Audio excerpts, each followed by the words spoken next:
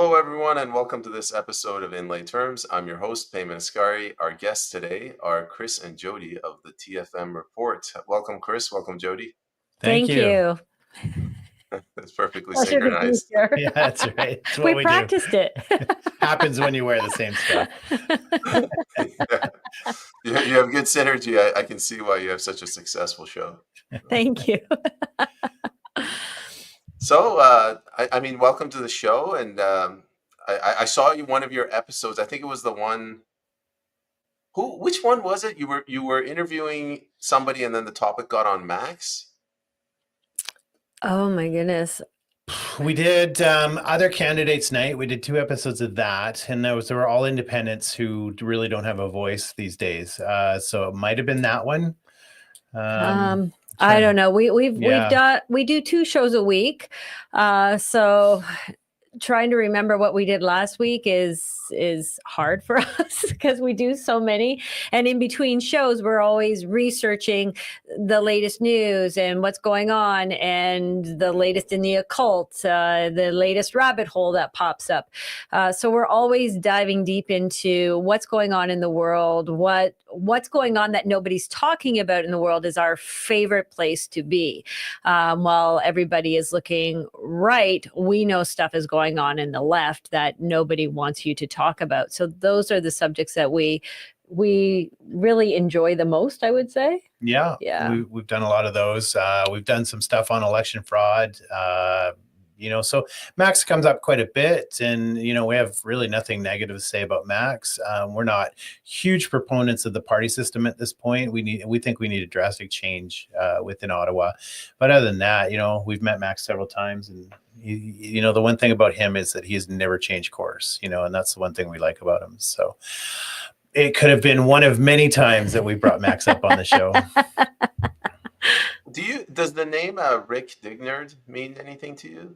Yeah, I know Rick quite well. Actually, we've worked together in a couple of things, and I've known Rick for quite a while. I just got in touch with him. Apparently, he closed down Independent BC. They were threatening to sue him. Oh, I didn't know that. Really? That's news. I'm using that loosely. They said that it's election interference. I don't know what it was. The charge was. What was he doing out there with Independent BC? He mentioned it briefly. My guess is they said what you're doing technically is a political party, because he was giving them some minimal support, the independent candidates. Right. Okay. And he wasn't registered. Yeah. Oh, so he wasn't registered as a third party under the Elections Act. Therefore, he is acting illegally by supporting candidates, so to speak. Again, I'm just assuming here. I haven't talked to him. It's hard to tell. Rick is so involved in so many things, and it is really hard to keep up with Rick. So I'm not sure about that portion of it. Yeah. I helped him out on the Recall David Eby campaign. Right. Yeah. And I've been very honest with him about this. His view is, like, even though it failed, it succeeded because we educated some people. Right. My view was, you're trying to sell a product that people don't want. Like, you're going door to door and you're asking them to sign on to a campaign. They have absolutely no idea what the problem is. That's true too. And we're finding that most people, we're starting to get to the point where the idea of freedom is, I don't know what people think that is, but we're starting to think people don't want to be free. They just want to be subjugated by somebody they agree with. And all that means really is that the thing about recalling Eby is that people would have to now be responsible, and they'd have to take responsibility for political action and the political direction of their province or their country. And we're finding that people just don't want to do that. They just want to leave it to someone else, and they don't really want to get involved. But out in BC, you've got the unique, the one unique opportunity is that you actually have the power to recall politicians. So I think it's a win, because people don't know that. They don't know they have as much power, as they do in BC, and that's unique to anywhere in Canada. So that is something that's a word that people need to hear, and they need to understand that. Jody, you want to add anything? I am not from BC, so I don't really know the politics of BC. I have many friends that live in BC, of course, and many friends who run in the political spectrum out in BC. And I am a big proponent of taking responsibility and understanding what's going on around you. And so many people like to stay out of the conversation of politics because they, as Cris said, they just want to live their life. They just want to be left alone. But what they don't understand is it's politics that absolutely 100% shape every decision they're going to make in their lives moving forward. It's politics that say whether there's a stop sign that goes up or a traffic light. It's politics that say what speed you're allowed to drive at. It's politics that say what your doctor's allowed to do for you and not do for you. It's politics that decide the kind of education your children get. It's politics that decide which way the churches swing.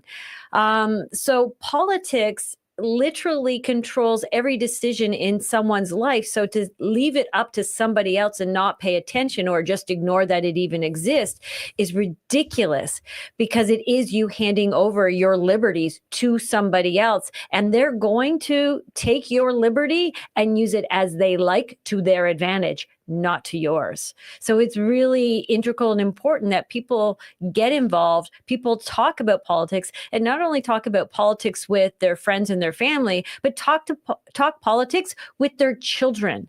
Because at some point in time, their children are going to be voting and dictating what happens to them as elderly people. So it's not a subject that should be hushed about. It's not a subject that should be shunned from, and it's not a subject that should be kept in the dark corners of a room. It really should be brought to light in every normal day of life. It should be brought to life and talked about. It should be talked about around the dinner table. People need to understand how important this is. Mm-hmm. Mm-hmm. Yeah, we need to relearn these things. Instead of not having the debate, we need to teach our kids how to have the debate in a calm, respectful, wise manner. And that seems to make more sense. We've lost that ability. In watching you two operate, you guys are so articulate and so verbose. It makes me realize how asocial I am. I'm your typical engineer. Like, you just keep my sentences short. Oh, me too. Yeah, but you asked Jody her opinion, so yeah, you'll so get a you're book. Gonna get it. No, that's good. We have to go for 50 minutes, and I can only do maybe 10. I don't have that much content. It's all good. I will tell you this. I was driving to Ottawa, which is almost a 3-hour drive from where we are. And I was teaching children, teenagers, ages 12 to 17, politics. I was asked to do, I guess it was a homeschooling co-op pod. So every Wednesday, all these kids that are being homeschooled would actually come together in one place, and they would learn something completely different that their parents weren't teaching them at home in their homeschooling situation. And so I was asked to come in and teach them about their rights and the law and politics. So I said, sure. So I was driving on average 5 to 6 hours every Wednesday to teach for 1 hour. So it sounds ridiculous, but these kids, it opened my eyes to how little these children know in our society, and how much of what goes on in politics and the law and the legal system actually affects their lives.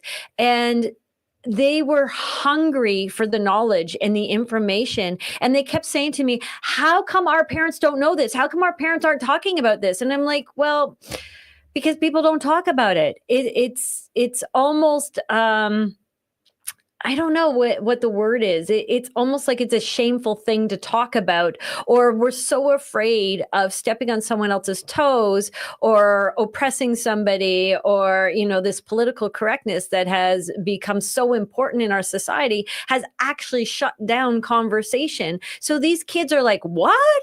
I was talking to them about bills that are going through our House of Commons, and they had no idea, and they were stunned. And I'm like, please go home and tell your parents parents what you learned today.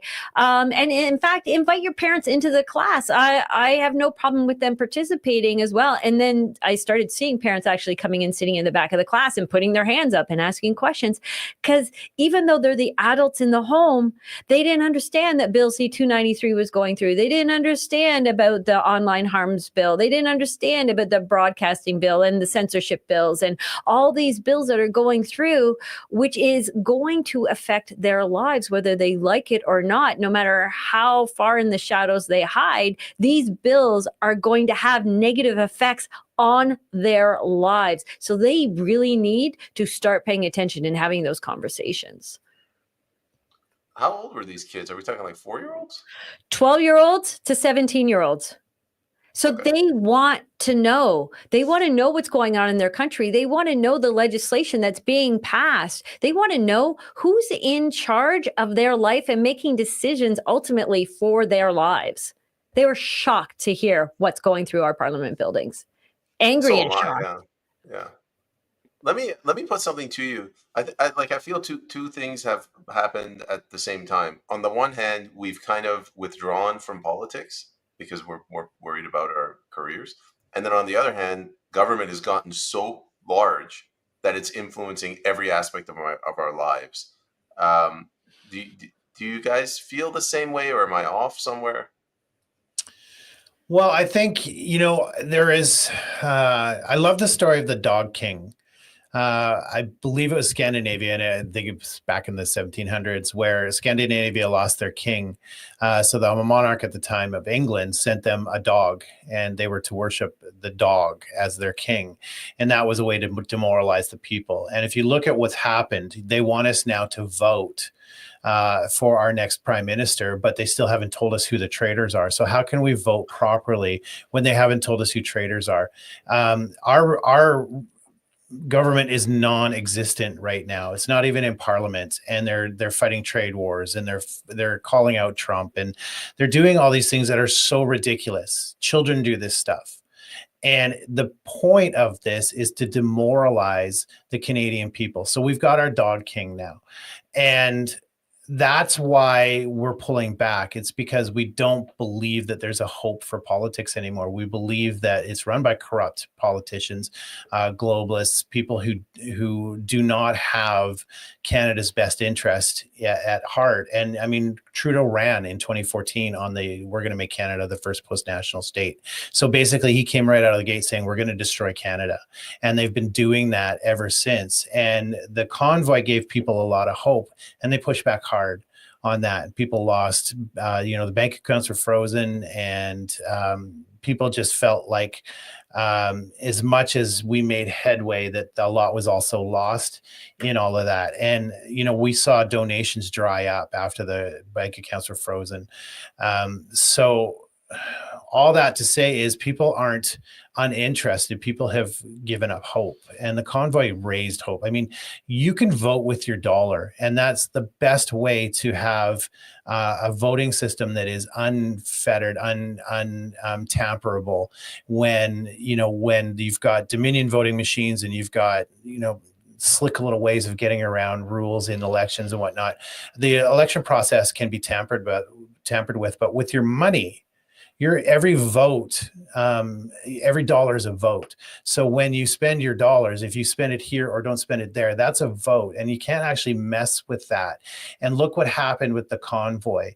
It raised, what was it, $13-14 million, which got frozen, which got seized by the government. So they raised another $10 million. That's a voting system. And that tells you what the people want. They raised like $24 million in 2 weeks. That is a voting system. And that tells you how the people actually think. So when they tell you that, the Liberals have a good chance of winning, it's a lie. Everything's a lie. And people are so demoralized now because our government is so ridiculous. It's like kindergarten bullies. And the demoralization comes in that the people lesser than us are ruling us at this point. And that's the curse of not being involved with politics. Well, and there's the other thing. You said we vote for a prime minister. No, we don't. No, we don't. We've never voted for a prime minister. And so many people don't understand that.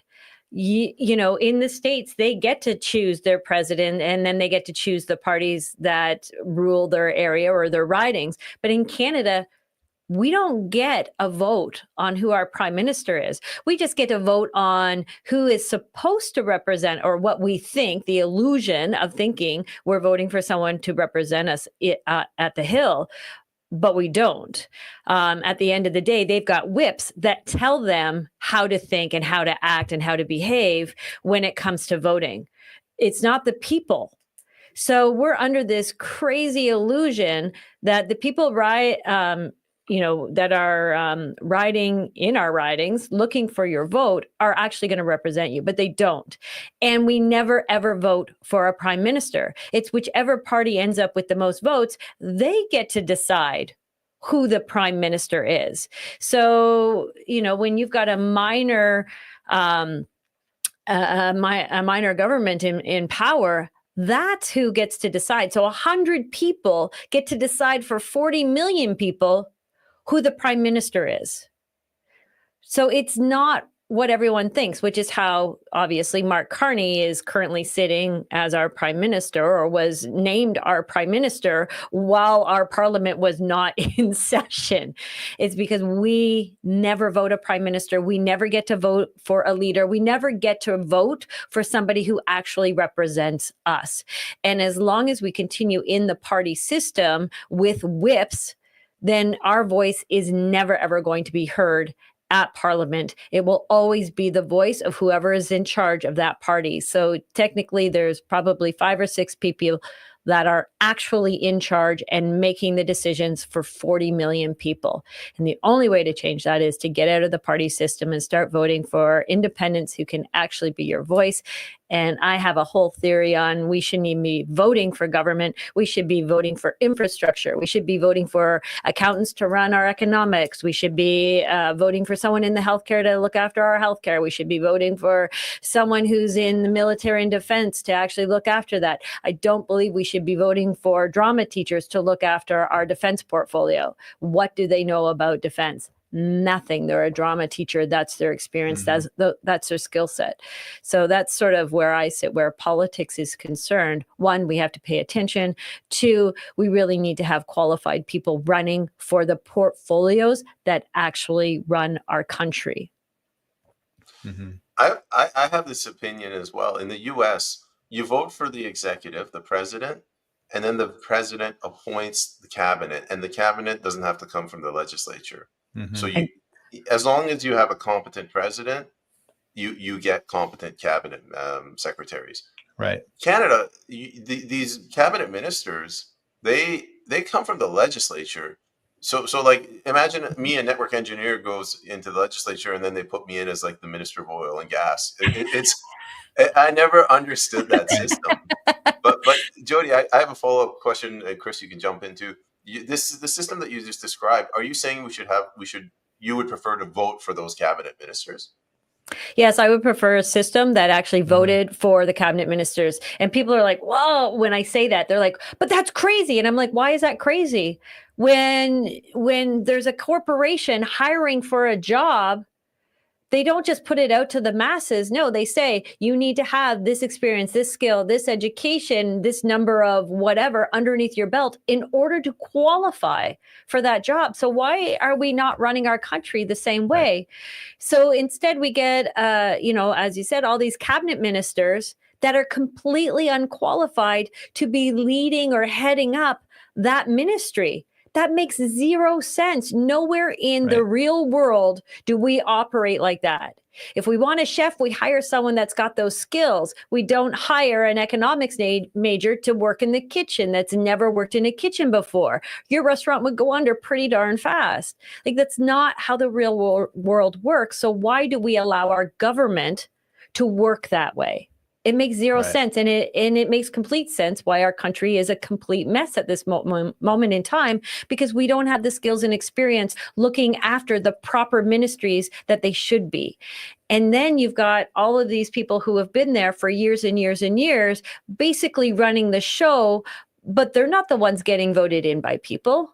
They don't know what the people need. And the fact that they've been sitting in those seats for years and years and years means they don't know the practical ins and outs, pros and cons of that actual field either, because they've never worked in that field. So how can they be making those decisions as well? So we've got a lot of unqualified people making decisions for all of Canada.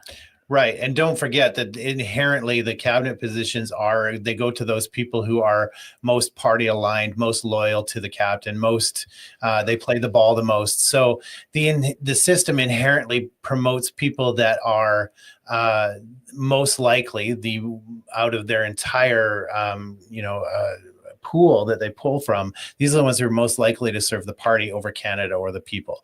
And just to cow down to whatever the prime minister wants. So they don't serve Canada. They don't serve the people. They serve the party first. And that's where that system all falls, right? Yeah. And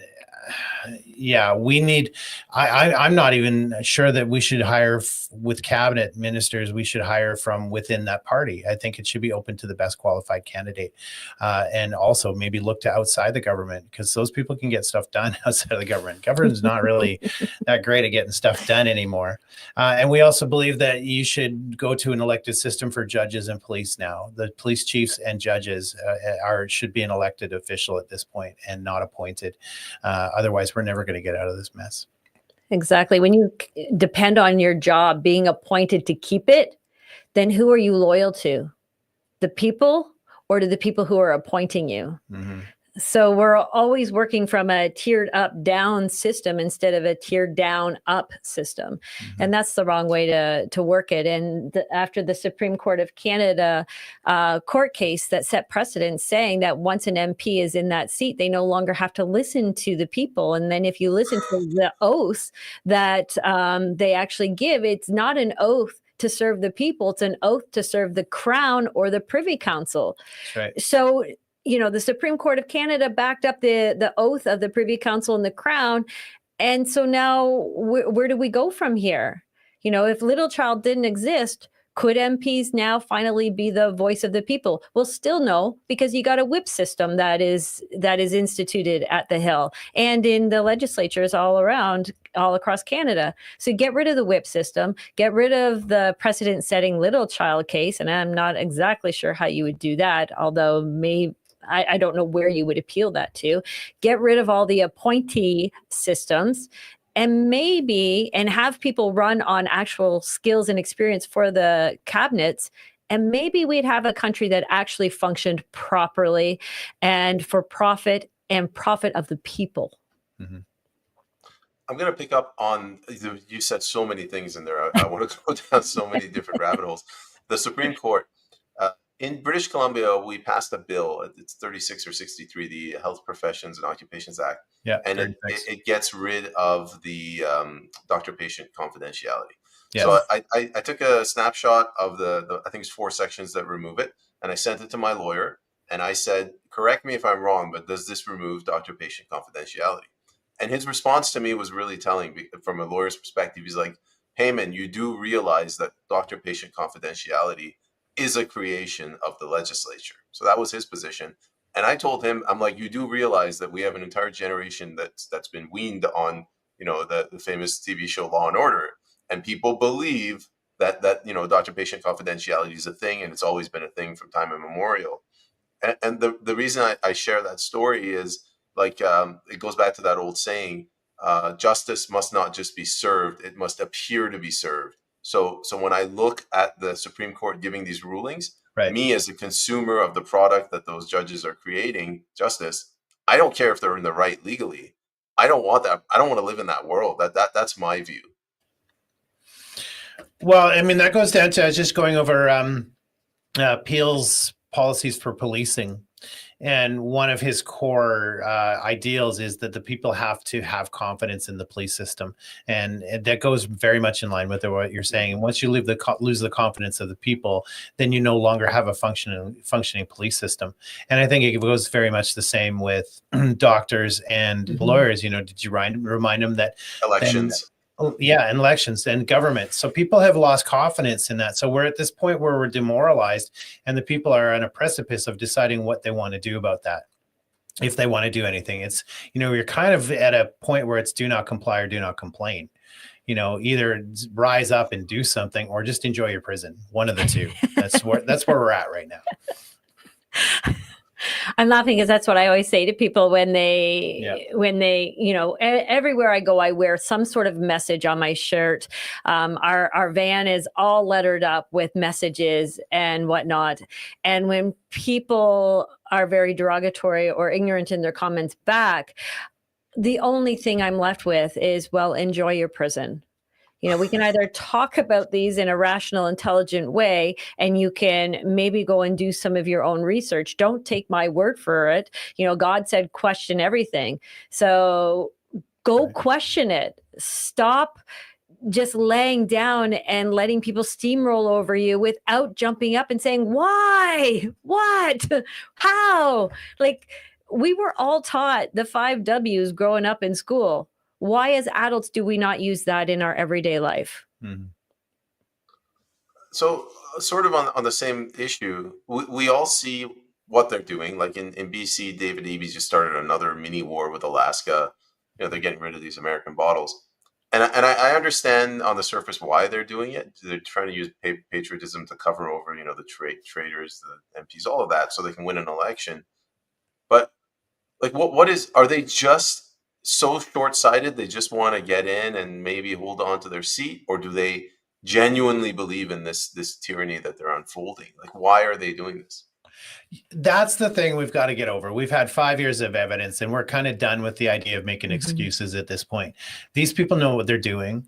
It is blatantly evil, is blatantly tyrannical, and they want the seat at the big table. There has been more than enough proof that the people in government knew exactly what these shots did to people. They know when they are skirting people's freedoms. David Eby is doing another bill right now that wants to give him basically dictatorial powers. More dictatorial powers. More, exactly right. So we've got to stop making excuses for them, and we have to start seeing this for what it is. They all partook in genocide, and they're trying to cover it up now.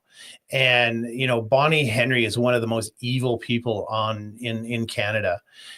She is vile, and she's evil, and she knows exactly what she's doing. And we need to stop making excuses. We need to stop faltering into ignorance. It's not ignorance.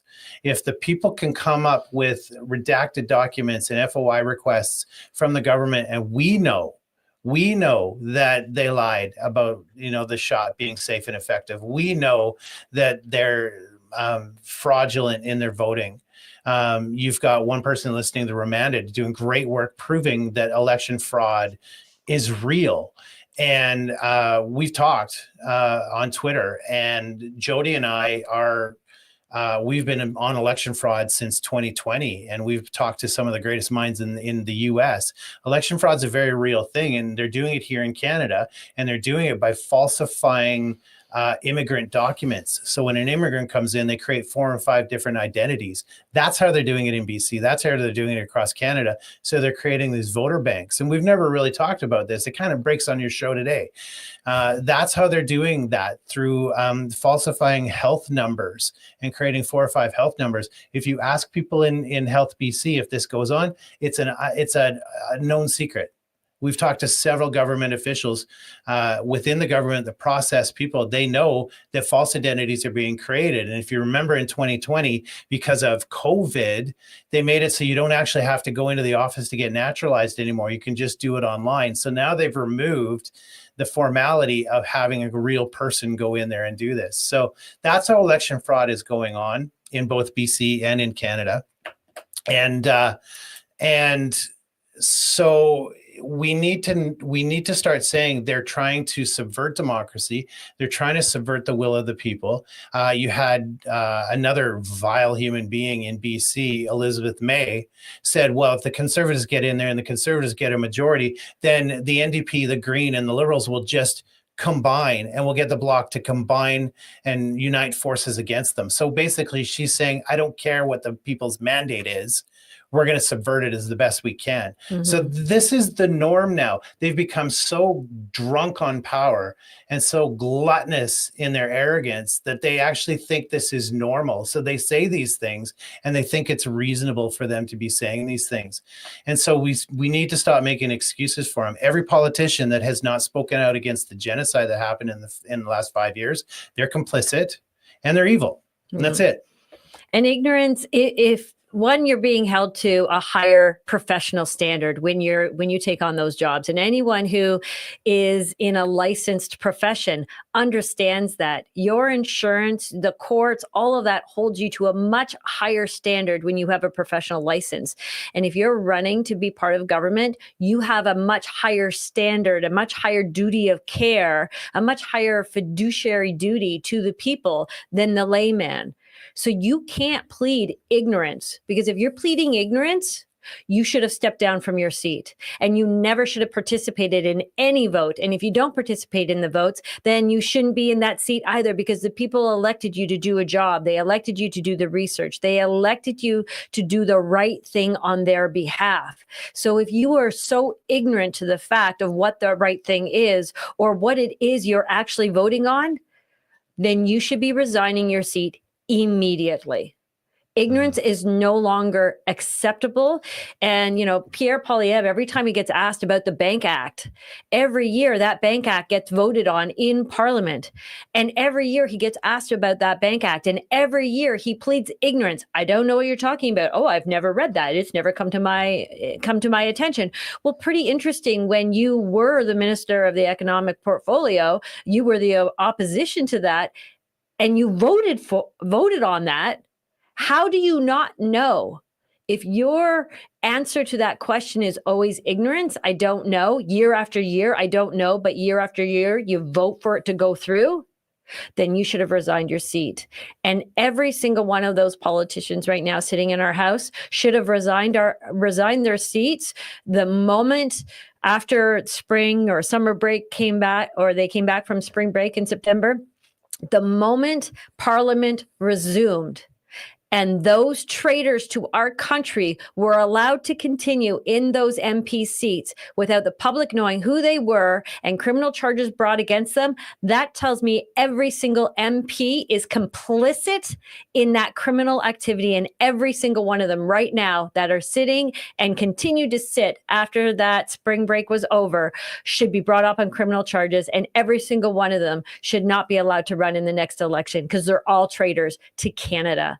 Because not one of them stopped or made a motion for Parliament to come to an end. Not one of them made a motion that those 11 MPs be brought up on criminal charges. Not one of them pursued a criminal investigation, and not one of them revealed to the Canadian people who those 11 are. And there were people that were privy to that documentation.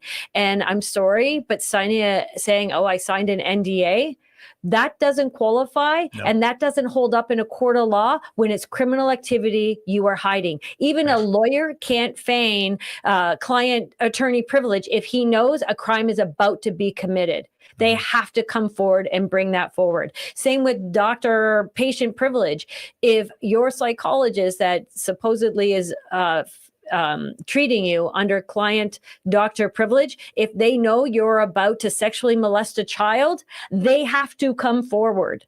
There is no NDA. There is no confidentiality when a criminal act is about to be performed or has been performed and you have knowledge of it. Those NDAs no longer cover you, especially in this seat. And I'm pretty sure I was sitting in the House of Commons in February when they announced that they had the whistleblower legislation finally be approved and passed for all MPs and any federal employee who wanted to come forward as a whistleblower.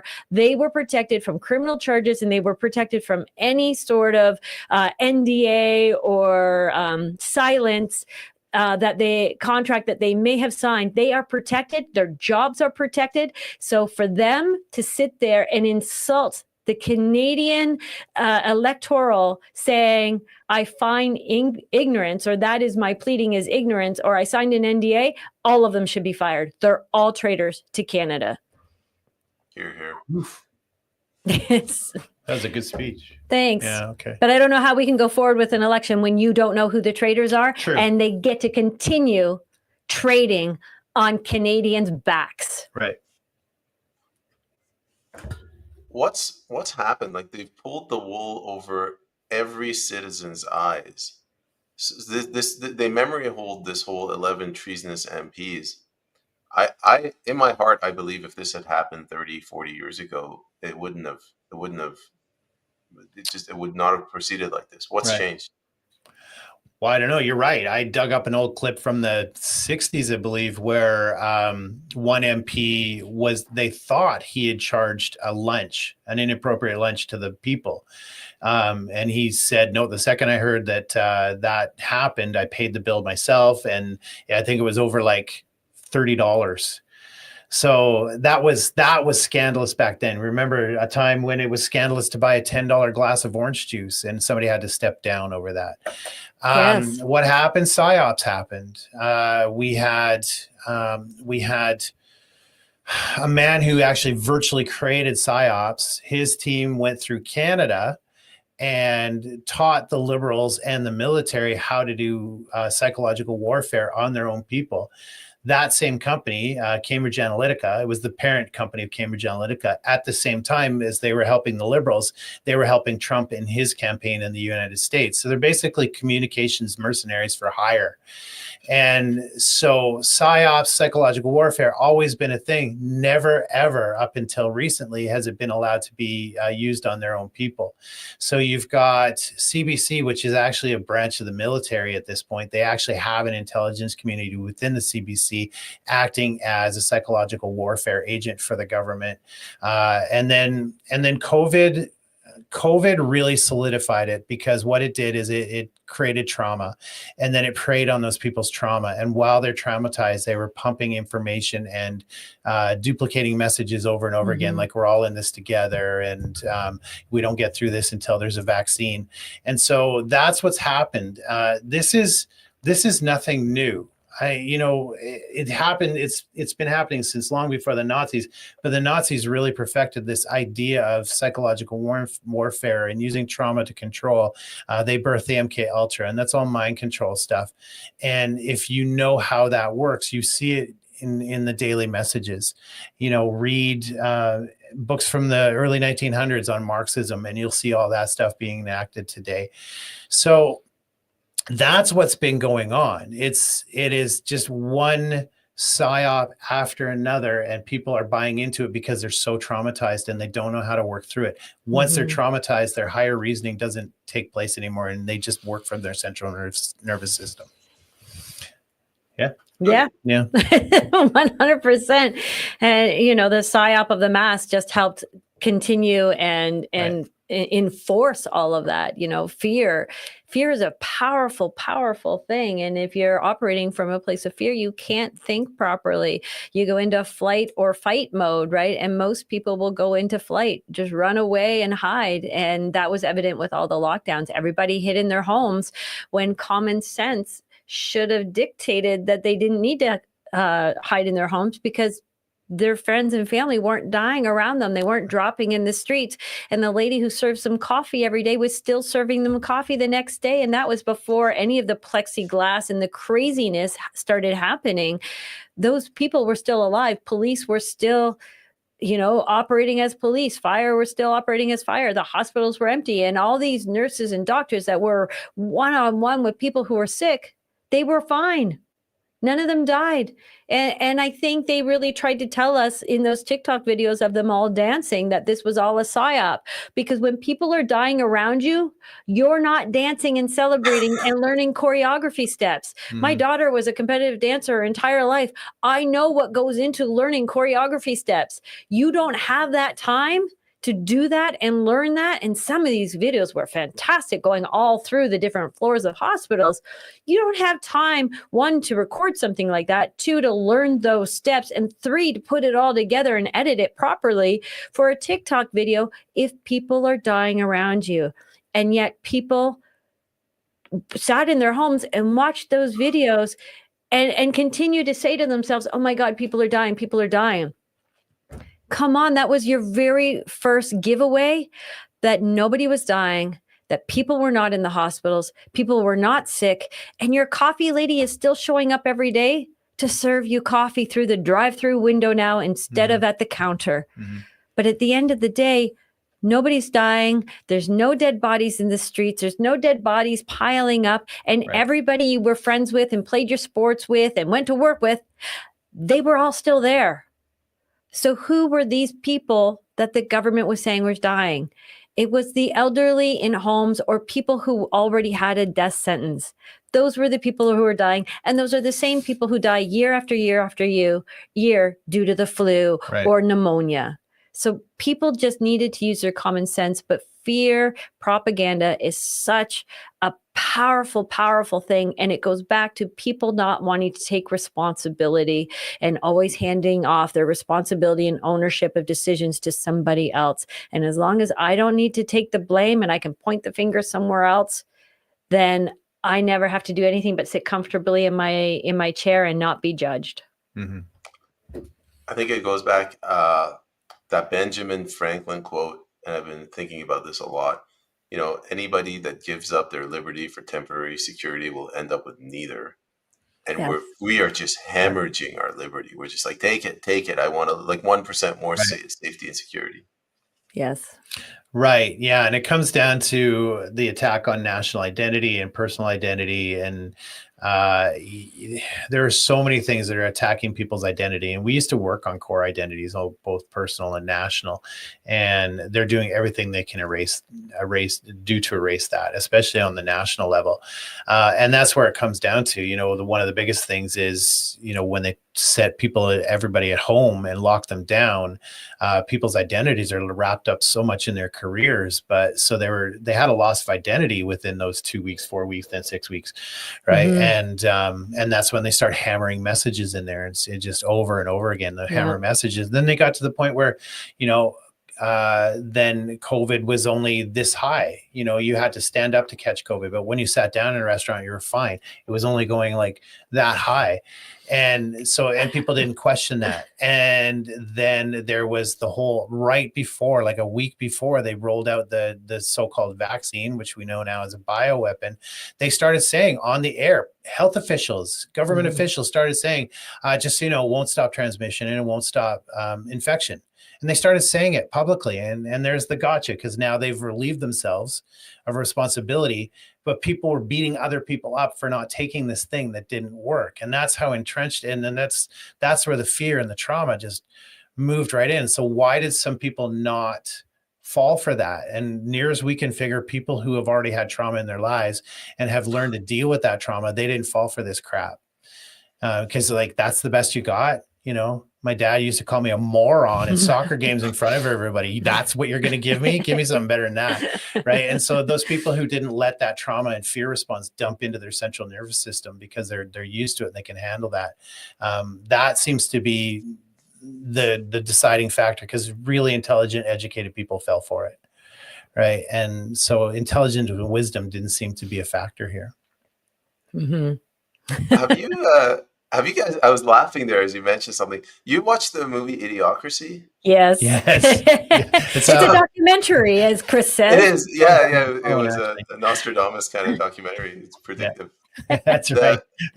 For the audience, the protagonist, he goes in a pod, ends up in the future. He finds a sidekick, and he says to the sidekick, if you can take me to the time machine, I'll go back in time. I'll open up a trust account. You'll get like $1 billion. So they're going through the whole movie, and the sidekick finally takes me to the time machine. The time machine is this like carousel ride. Yeah. And the protagonist is like, well, why didn't you tell me? And he goes, well, because I wanted the money. I like money. He's like, but if it's not a time machine, I can't go back in time. And it's the same thing with the vaccine.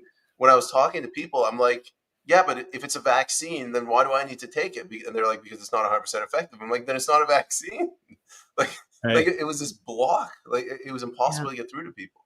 Right. Exactly. Yeah, it was very well done. But don't forget, this was decades, if not a century in the making. And So it was well crafted. It was rolled out perfectly. You got to hand it to them. They know what they're doing when it comes to manipulating the masses. And it's not communism. It's not fascism. It's not Nazism. It's not globalism. It is whatever card they need to deal to get the job done. So technocracy is basically, James Corbett puts it that way. They're technocrats, and they use whatever political wedge they can to drive the masses in the direction that they want. Right. So, so now you're left with a bunch of people questioning. And I think we're at a new point where a lot of people have woken up to this. And I don't believe they've won the info war. I think they've lost it now. And so now they're just convincing us, or trying to convince us, that we're alone in our thoughts, and we know we're not. So I think there's a massive, it's not the Great Awakening. I think it's the Great Waiting. Something's going to happen, and they're on a precipice. You're full of these. Yeah, Right? we're just only talking sound bites now, right? 'Cause we don't even have normal conversations at home anymore. Yeah. But that's true. We are at the point of waiting, and everybody is now waiting for the first person to take the dance floor and lead us into the next dance. We get messages all the time saying, "What should we do? What should we do?" And I'm like, "Well, what do you want to do?" Well, can't you just tell us? Everybody wants everyone else to take the responsibility, or to be the leader, or to take the first step. And you see it time and time again at any wedding. Everybody sits down, the music's really good, and everybody's like, "Well, are you going to dance? Are you going to dance? Well, if you dance, then I'll dance." They're all waiting for someone else to lead the dance. And I think that's where we are now in the world. Who's going to step up and lead the dance? Mm-hmm. And I know so many people are watching what Trump's doing down in the States, and they're like, yes, he's leading the way. But is he leading the way? Because when you look at what he's doing, he's passing a lot of executive orders. That's dictatorship. There's no discussion in the House. There's no discussion among people. He's sitting at a desk and writing up these orders and saying, this is now law. Where was the discussion? Where was the debate? Now, I know he did run on certain things, and he said to people, "I'm going to do this. If you vote for me," they voted for him. He's doing it. But at the same time, that's typically not how so-called democratic society works. It's not one person making all the decisions. It's supposed to be a team of people making decisions. But also look at the decisions he's making. Some sound really great, but then others, such as bringing in AI and still allowing... Right. And still letting these bioweapons circulate, and still not talking about all of the other, I guess, cures, measurements, whatever you want to call them, that are available. We've got the ostrich farm out in BC here that is being trampled on, and the CFIA are demanding that they kill all 400 of their ostriches. Why? It's not because 2 of their birds died of avian flu. No, it's because they've got a cure for COVID right there in their antibodies. Their yolk have the antibodies to cure SARS-CoV-2. So what does the CFIA want? They want all of those birds killed, and all of them are healthy. None of them are sick anymore. They're all fine and dandy, but they want all those birds killed. But not only that, they want the science and the lab results and all the yolk and anything ostrich related destroyed. So this tells you, as long as there's always alternative cures that are natural, that you can't make money off of, you can't patent because it's natural, they will always stomp on you and take you out. And that's what's going on. They are trying to stomp out every dissenting voice. They're trying to stomp out all of the research that people have done. They're trying to stomp out history. And if you look at archive.org, they are deleting stuff off of there because they don't want you to know. They're deleting journals. They're deleting people's diaries. They're not allowing you to have access to the Parliament building library so that you can actually read legislation, the real legislation, because even online, you're starting to see things being edited out conveniently or buried and hidden in other things. Who would think to go to the budget to see that they amended the Education Act to take away parents' authority so that when children would step through those doors of any educational building, parents no longer have authority? What does that have to do with the budget? And yet there it was hidden in the budget several years ago.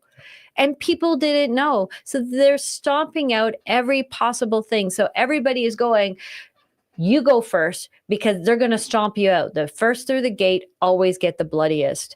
And so everybody's afraid to go first. Again, fear is dictating our actions, and we need to get over that if we are going to survive as a liberty, as a society with liberty. We've got to get over that fear, and we need to start coming together and talking and sharing ideas. And not only ideas, but we talk about this all the time, Cris and I. How can you fight or take action for something when you don't even know what that something is that you want? What does day one look like of winning?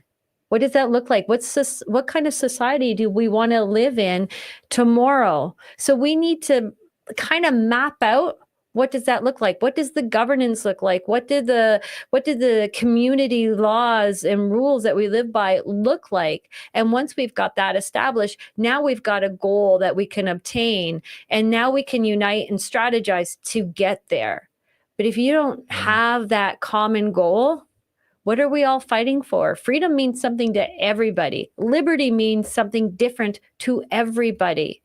So you've got to wrap in your head a story or a picture of what that actually looks like. And now you've got something in common to fight for, to strategize for, because these evil predators that have been ruling us for the last century, they know what their plan looks like, and they are collaborating beautifully and strategizing to get to that goal. Mm-hmm. Now, what happens when they reach that goal?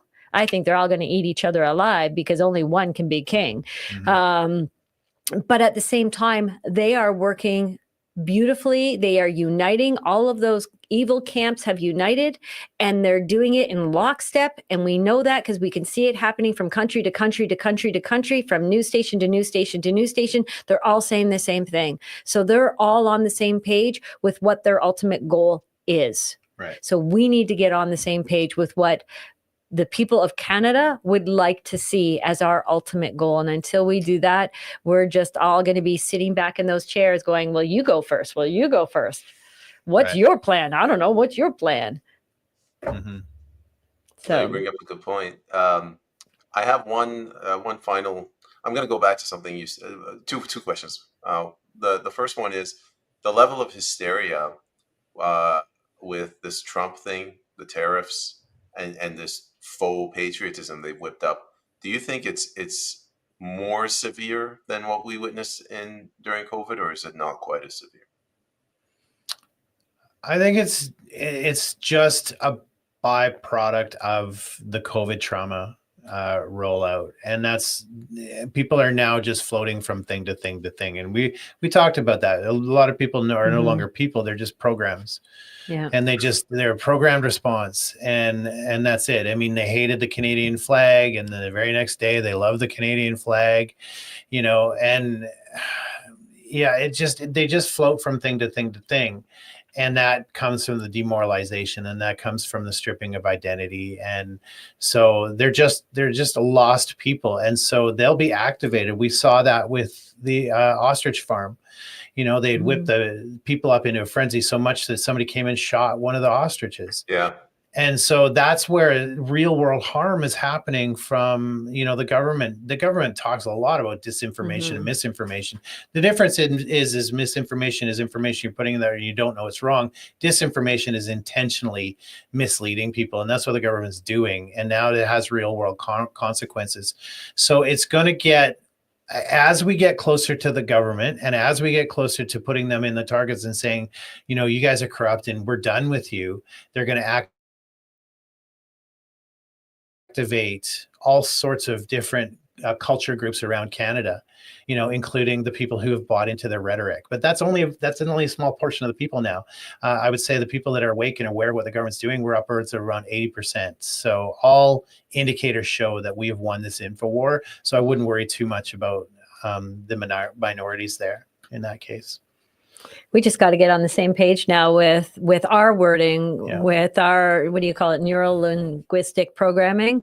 And if we can actually start I don't want to use the word manipulating, but it is. If we can actually start our manipulating of what it Influencing. is, right? Our own programming of what it is we want to see coming down the pipe. As one of your listeners said, the 10 Commandments is a really great place to start with. Where do we want to see, or how do we want to see our country going forward? It's a great starting place. And if we could all get on board with that, and we don't have to be from the same spiritual background, religious background, in order to get on board with, hey, we don't diddle with children, and we don't lie, and we don't kill each other, and all of those things. If we can get on board with those 10 simple things, you can build a really productive, amazing society.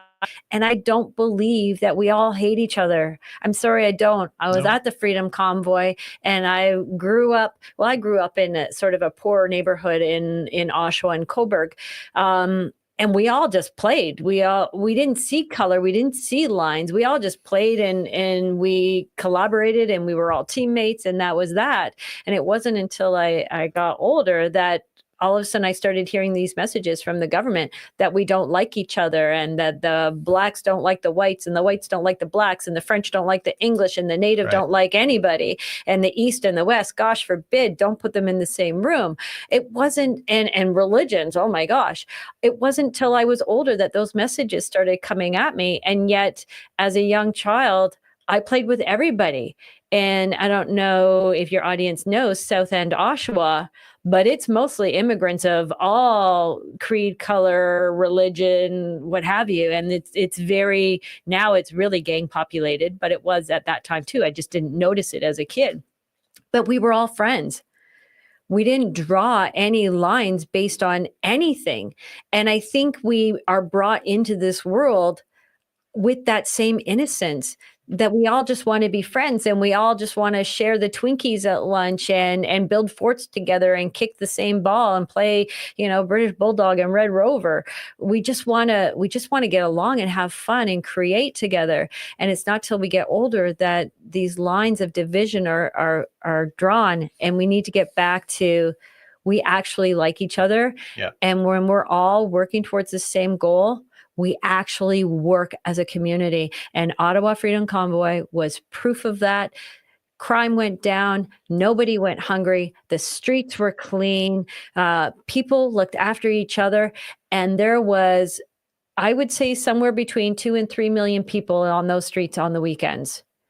So you can't even go to a hockey game without a fight breaking out. And yet we had 2 to 3 million people, or some will say anywhere from 500,000 to 3 million people, living together for 3 weeks straight in minus 30-degree temperatures on the streets, all jammed in together, and not one fight broke out. That tells you we actually like each other. And when we all have the same goal, and we all work together for that goal, we work as a society, and we work as a country. Right. My takeaway from that story is we don't need government. Yeah, agreed. Yeah, we're debating the federal government at all. Can it just be like a committee of premiers that run the federal? Like, the federal government's become just such a fat hog.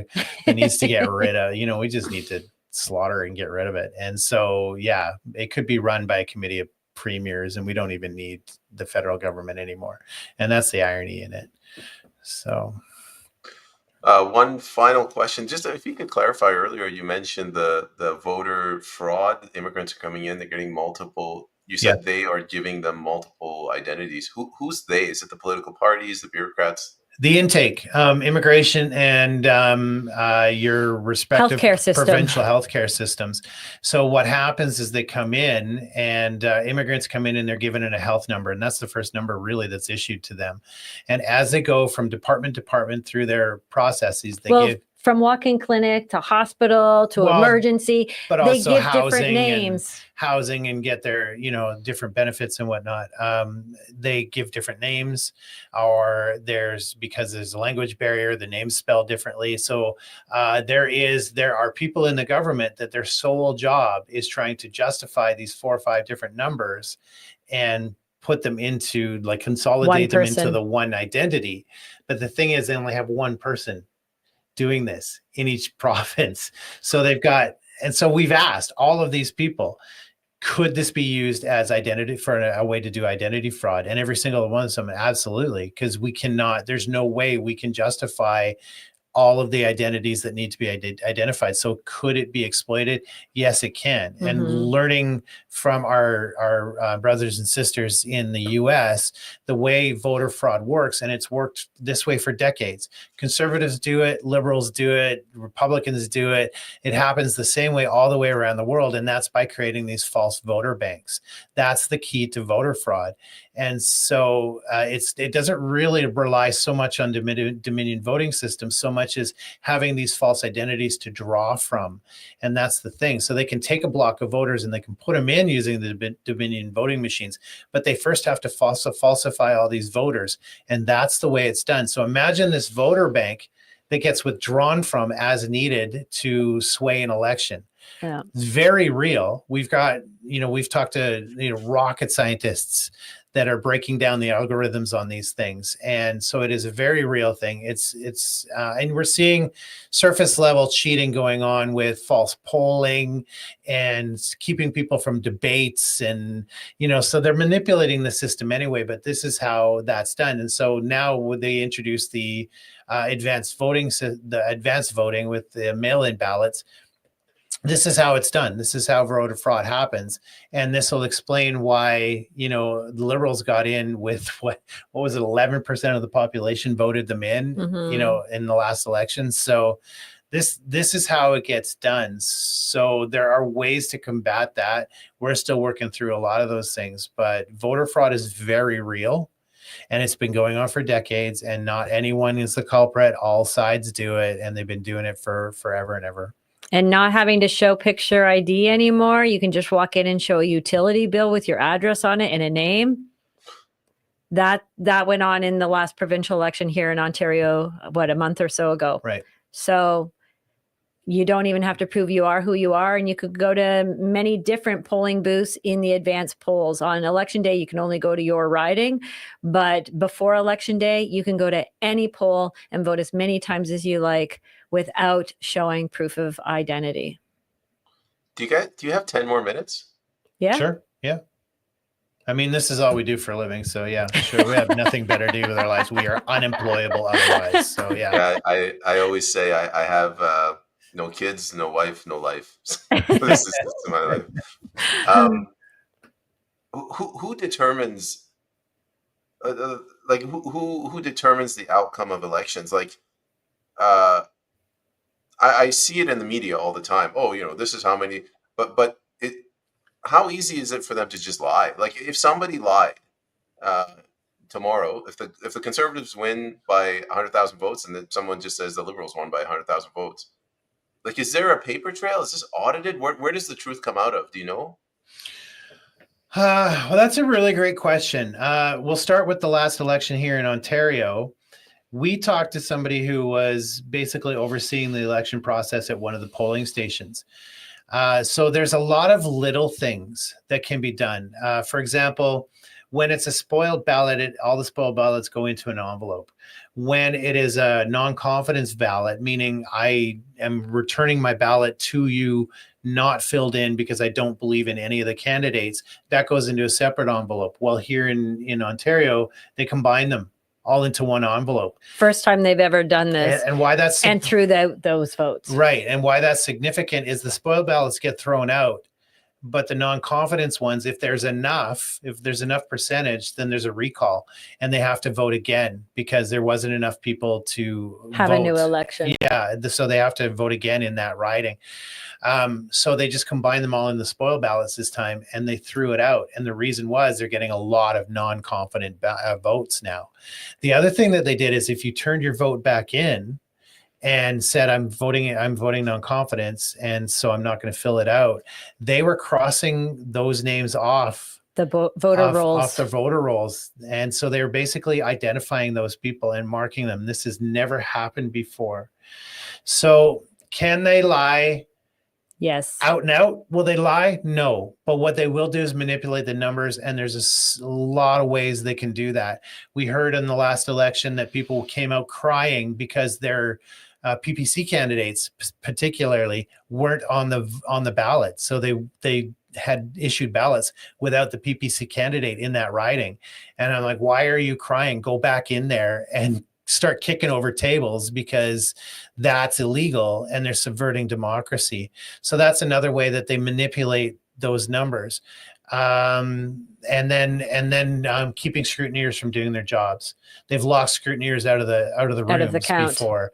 And so when you bring in those mail-in ballots, that starts to really mess with the numbers. So do they out and out lie? Not per se, but do they have 100 ways of manipulating those numbers to get the outcome that they want? Yes, they do. And there's a good chance they might actually bring in those Dominion voting machines this time. So where it is different in Canada than it is here is that in Canada or in the US, they push a button on an electronic machine and that vote is counted. Here we fill out a paper ballot, but then that paper ballot goes through a counting machine, which is also owned by Dominion. And they were caught hands down 1,000 times over cheating in the U.S. election. So I don't want Dominion involved with our voting. And the Dominion voting machine was counting paper ballots here in Ontario when we voted, and that already is a red flag for us. So they can manipulate the numbers very easily. Also, the paper that we voted on, put your X on, it's actually a big giant QR code, was explained to us. So the outside of that has this black pattern around it, and that's your QR code. So when it actually goes in the machine is reading that QR code, and those boxes, whichever box you mark, also gets read in the QR code, and it tabulates your vote like that. So if there's a pen mark in that QR code, in that black frame, it will not, it'll not count your vote, or it'll count it differently. And there's nothing saying, hey, I marked the PPC candidate, but because of how they've got certain QR codes put out, it doesn't matter what you mark on that, it's still going to read a Liberal candidate. So that was the other thing that we were told, is every vote is a QR code vote. Also, where's the chain of title when you're voting early? And who's counting those votes, and who's looking at those votes, or are they being looked at early? And I can tell you, the last federal election that we had here in Canada, I had friends that were scrutineers for the Durham area. So they were PPC scrutineers for Tish Conlon, Thomas Andervec, and Macklin. Oh my gosh, I can't believe I forgot his name. But anyway, we had scrutineers go in, and we were watching we had rented a place for the PPC candidates to come and all the party supporters to come. And we were watching the votes. And it was only a few minutes after, I think it was 9:00, when the polls closed. And it was like 5, maybe 10 minutes after the polls closed that they announced that the Liberals had won. Our scrutineers did not get back from counting until 4 hours later. It was like 12:30, 1:00 when they arrived back to where we were. And we're like, what took you so long? They announced it like shortly after 9:00 who the winner was. And they're like, well, that's impossible. How could they announce who the winner was when we're still counting? So again, how can they announce who the winner is if 3 hours later they're still counting ballots? It's impossible to know. And people don't count that fast. I'm sorry, they don't count that fast. So if they're being counted by people, then why? And I know our scrutineers came back with, well, they were discounting votes for no reason. Oh, well, it went a little over the line, so we're not going to count that. But it was clear there was no reason not to count it. And they're like, yeah, well, this is what we do. And that was in the federal election that this went down. So what are they going to do in this election? And also the other thing that we were told about the Dominion counting machines was that they arrive and they're all twist-tied up and look like they're all locked. But they also arrive with a separate cartridge. And in that cartridge is a little chip, like a ScanDisk chip or a memory card or whatever you want to call it. And they install that into the Dominion machine. They have no idea what is on that chip, Mhm. what that chip says, or how it tabulates the votes. They have no clue. And on top of that, these machines sometimes break down. Well, they can call an 800 number, and that 800 number IT guy on the other end can actually hack into the machine and fix it from a remote location. Mhm. So if he can do that from a remote location, what else can they do when these machines are supposedly sold to us as completely hack free Right. and the safest way to count a vote? When you are now voting on QR codes and you have no idea how to read that QR code, so you have Right. no idea how it's actually tabulating your vote, and there's no chain of title from early voting to the day of counting, and you have no idea what that chip says, and the fact that they can access that machine from a completely remote location, and you have no idea what they're doing in it. And we actually have video from the US where the people that were in charge of certain polls were noticing all of a sudden the numbers on their machine started moving ahead, tabulating votes, but nobody had put a card in it yet. Mhm. And they actually had the fortitude, thankfully, to record this happening. And they're like, why is it recording votes? Nobody's touching this machine and nobody's putting a piece of paper in it right now. And it is Right. tabulating votes as we speak. Right. And at the end of the day, the number on the machine is supposed to match the number on the sheet of paper. But again, that all gets locked in a box and sent to a secondary location. Correct. So what is what at the end of Yeah. the day? There's so many ways to cheat and mess with the votes, and Right. we don't even know. And when our own Health Canada says the very first number that an immigrant gets is a health card number, but when they go to get health care because they're sick or they need a doctor or whatever, and they go to several different walk-in clinics and emergency rooms, and because there's language barriers, their name gets, they don't know to bring these cards with them that they're given. So they just give a new name, and our healthcare system will accept anybody in and treat anybody who's sick. So Mhm. all of a sudden, a new health card is being created under this person's name. So this, even if the name is the same, they've now got 5, 6 different identities. Or, Muhammad. Is that first name, last name, middle name? We Right. don't know. And now you've got one person that has 9 different health cards, and they're naturalized after, is it 2 years? They're Right. naturalized, automatically Yeah. naturalized. And for the skeptics out there saying, well, the government, won't do that sort of thing. We verified several times in several provinces this is a known secret that false identities are being created every single day. Yeah. So our issue really is the potential is there. It can happen because it is there. It is happening. So could our government misuse that? 100%. Well, some people might say no, but the potential is still there, and it is all available. These false voters are available to them if they want them. We actually spoke with an MP who is running that knows that this happens. Yep. I'm not going to say their name, but we asked the question and they said, oh yeah, we know that happens. Yeah, but has never said it publicly. So we're saying it publicly. You heard it here first, guys. Yeah.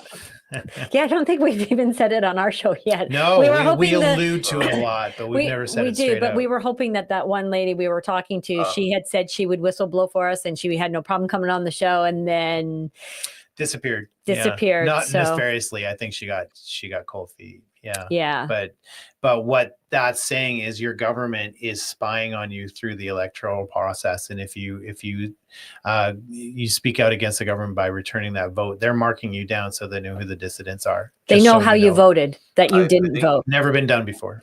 We should probably give I don't know if this is a shout out or just acknowledge that Helen Gruss just got scapegoated. Yes. Yes. Yeah, another miscarriage of justice. That is for sure. Right. Right. Yeah.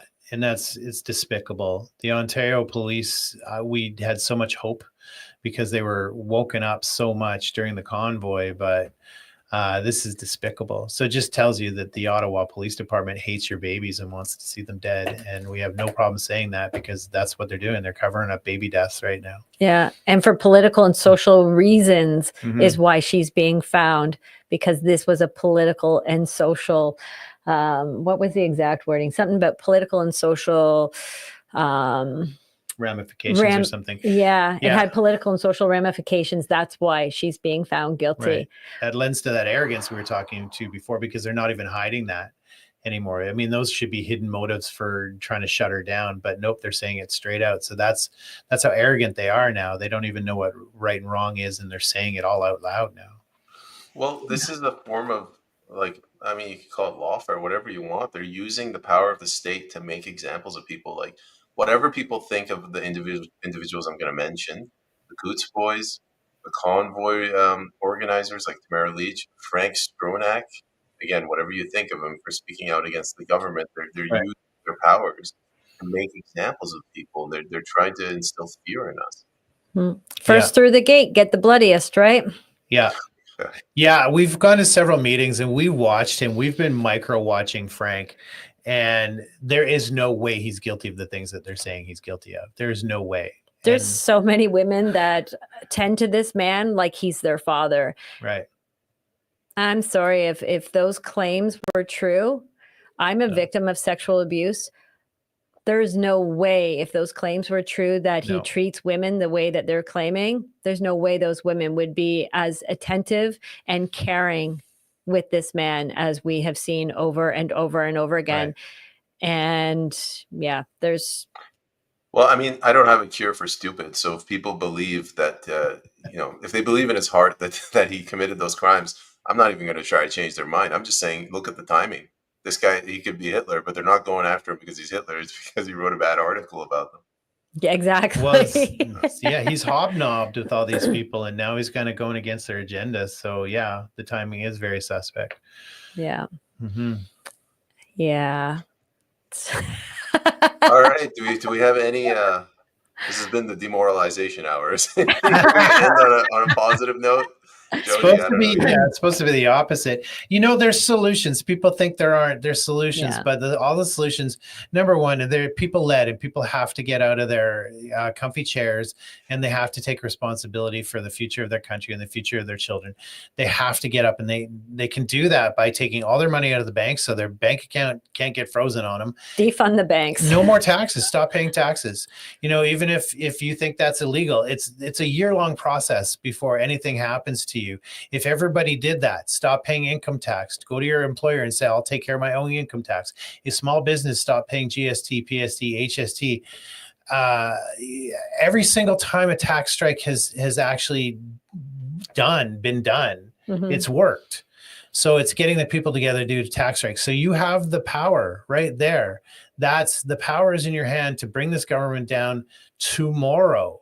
And if you need to say there'll be ramifications, well, again, pull your money out of the bank. So if they freeze your bank account, no harm, no foul. The other one is, when you stop paying taxes, it's a long process. So we can do a lot in 6 months to a year while they're trying to get those taxes out of you. We can bring them to their knees because these people will choke out when they don't have the lifeblood of money, your taxes. And that sends a message, and they've gone too far. And then the other thing is, we believe personally that no solution going forward doesn't include God. Like it has to be a godly solution going forward, because at the end of the day, we're in an info war, but moreoverly, we're in a spiritual war, and so all of our future depends on us returning to some sense of identity and values, and that to us includes God in every solution. And get to know your local farmers. Start building a community of skills around you. Look at your friendships and your family that you have.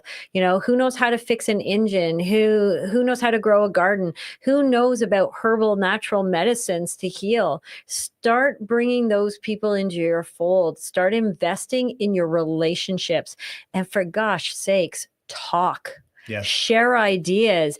Don't be afraid that someone's not going to share your idea, because you know what? That's how growth happens. That's how we create a better world, by sharing ideas, even ideas that are opposite. Remember, you can still be friends with someone who doesn't have your ideals, but from their ideas and your ideas, you might actually be able to form a better idea, compromise.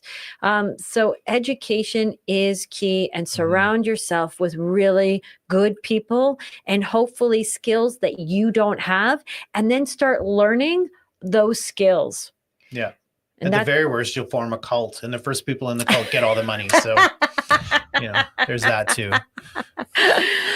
But what it means is, that's right. What it means is, if our nation decides not to wake up and take action together, and they bring the boots down on us, you've got a community of support around you. And we are human beings that are built on relationships. And if we don't have relationships, we crumple up and die. Right. We thrive on relationships. There's been many scientific experiments done. Look at the Reese monkey experiment. People need people. Yeah. So fill your life with good people, positive people, people who have mostly the same ideals, morals, ethics as yourself, the same values as yourself, but people who have skills that you don't have, that you can complement them with and they can complement you with. And talk. We don't get better. We don't get out of this if we keep all of our knowledge hidden inside our heads. Right. Yeah. Get together, tell your stories, live, laugh, share food, break bread. Being joyful and happy is an act of rebellion nowadays. So it's the best way I can think of to rebel. Definitely. What's the Bible verse? Eat, drink, and be merry. I hope I'm not messing it up. All right. One final thing. You guys have a fantastic show, podcast. Where can the people go watch that?